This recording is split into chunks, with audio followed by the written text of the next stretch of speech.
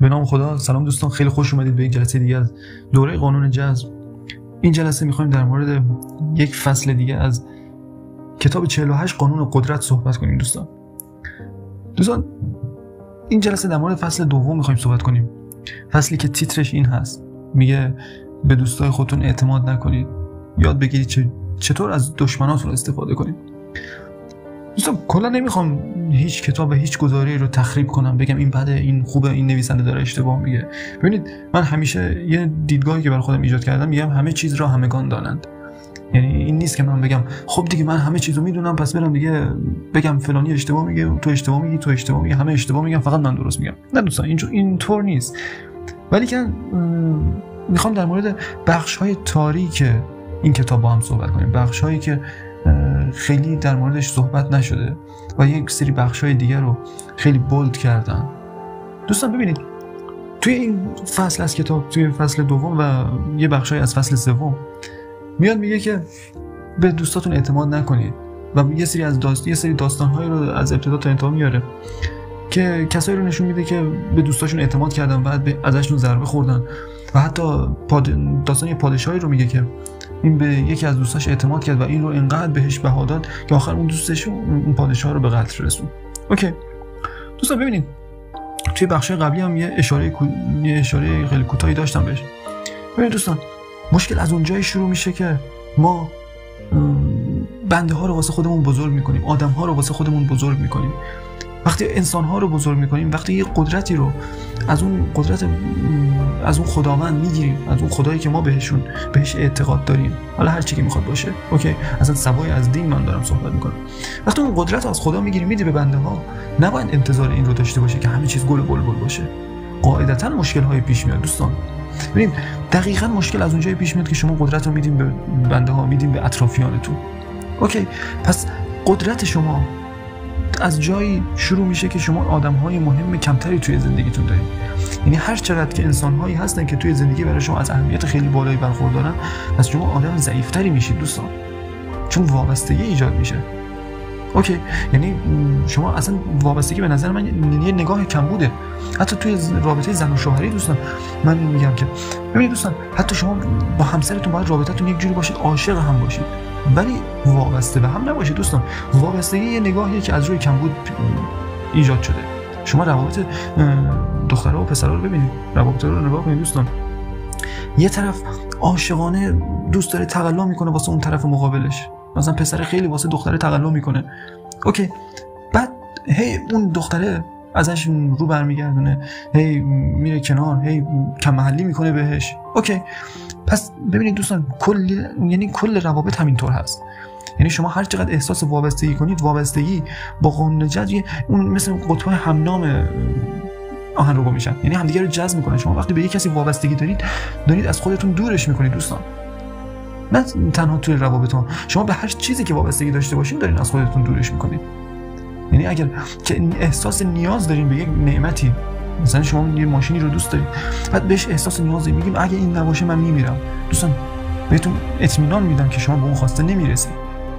اوکی اگه به یک فردی خیلی دوستش دارید، به یک فردی احساس وابستگی دارید، شما به اون شخص نخواهید رسید که اگر هم برسید اون رو از دست خواهید داد. پس نگاهتون رو ببرید بالا، پس ایمانتون رو ببرید بالا.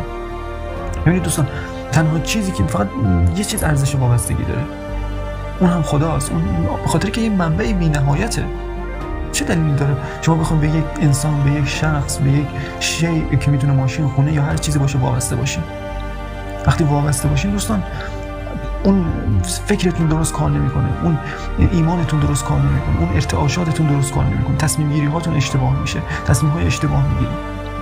حالا من حتما جلوتر که بریم یه فایل در مورد رهایی میذارم که قشنگ اصلا ببینید تفاوت رهایی چیه، تفاوت دوست داشتن و رها بودن چیه، اینکه چطور میتونیم که یه چیزی رو دوست داشته باشیم ولی در عین حال رها باشیم دوستان. یه سوالیه که خیلی از دوستان پرسیدن. اوکی پس دوستان ببینید مشکل فقط از اونجایی شروع میشه که شما وابسته میشید.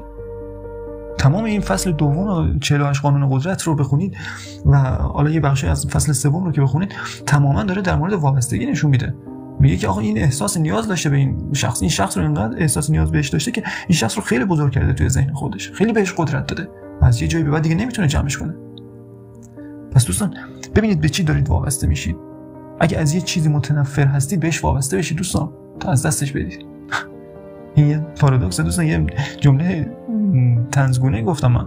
ببینید دوستان اگه واقعا شما کسی رو دوست دارید، شخصی رو دوست دارید، خواسته ای رو خیلی دوست دارید، قطعا بهش احساس نیاز نمی‌کنید. که اگر بکنید نمیتونید بهش برسید. اوکی؟ پس اگر که توی زندگیتون یه شخصی می‌خواید وارد بشه، دوستان بهش احساس نیاز نکنید. یعنی من توی رابطه خودم با همسرم گفتم ببین من عاشقانه دوستت دارم ولی بهت احساس نیاز نمی‌کنم چون نمی‌خوام از دستت بدم. می‌خوام داشته باشم. بنابراین احساس نیازی بهت ندارم ولی دوستت دارم. اوکی؟ یعنی ببینید دوستان انقدر نگاهو باید ببرید بالا که به این دید برسید و حتی جلوتر هم میشه رفت. من نمیگم من دیگه یه تفکر همه چی تمام دارم، نه، ولی تا حدی که این قانون رو فهمیدم اینه که احساس نیاز دوستان از روی کم بوده، از روی نخواستن اون چیزه، از روی اینه که شما فکر میکنید که اون رو نداری. اوکی؟ شما توی بخش اولیه من گفتم شما دو تا حالت داره برای خواستن یک چیز. یا دارید به یا دارید به وجود اون خواستتون فکر میکنید یا به عدم وجودش. عدم وجودش همین کم بوده، همین احساس نیازه. شما فکر میکنید که چطور میتونم داشته باشمش، یا مثلا وارد یه رابطه میشین با خودتون میگین نکنه این مثلا این از من بهتره، یا مثلا نکنه این منو ترک کنه و بره. تمام دوستان اطرافتون رو نگاه کنید، زندگی گذشته خودتون رو نگاه کنید. اگه رابطه‌ای داشتید که به سرانجام نرسیده، قطعا یکی از پاشنه‌هاش این بوده. یعنی طرف اینقدر به طرف مقابلش احساس نیاز میکنه که همه شب و روز تفکرش اینه که نکنه این منو ترک کنه بره. و اتفاقی که میفته چیه؟ اتفاقی که میفته اینه که اون شخص ترک میشه. اوکی؟ چون احساس نیاز بوده دوستان. پس احساس نیاز نکنید دوستان.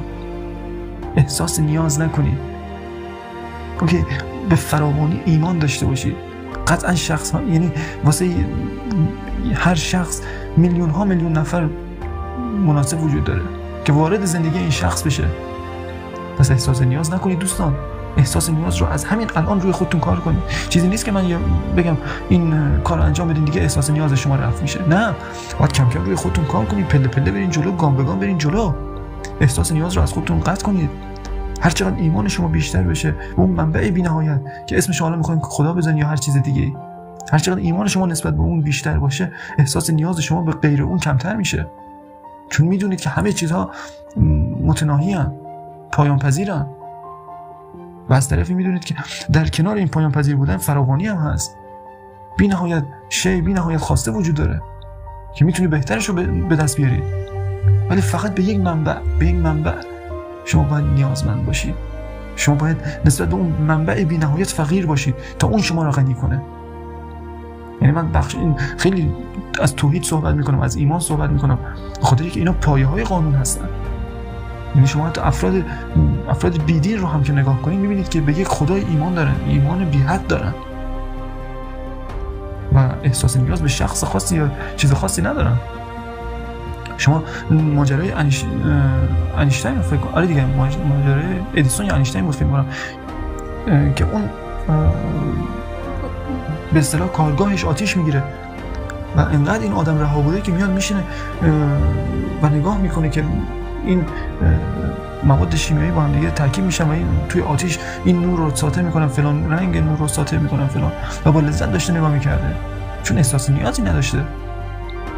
پس دوستان اینطور باشید، برای خواستهاتون بجنگید، تلاش کنید، ولی احساس نیاز نکنید بهش. ما جلوتر میریم توی بحث زمانبندی خواسته ها، اینا همه به کار میاد. پس دوستان احساس نیاز نکنید به هیچ چیز غیر از خداوند، غیر از اون خدایی که میپرستیدش، غیر از اون خدایی که توی ذهن خودتون بهش ایمان دارید و بهش قدرت دادید، فقط به همون. اوکی؟ خیلی دیگه بحث رو طولانی نمی‌کنم دوستان، یعنی اون نکات اصلی رو من سعی کردم بگم. امیدوارم که این جلسه هم مفید بوده باشه.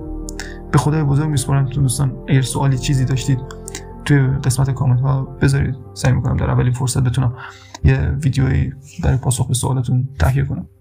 امیدوارم که همیشه شاد باشید، سالم باشید، پیروز باشید. به خدای بزرگ میسپارم. خدا نگهدارتون.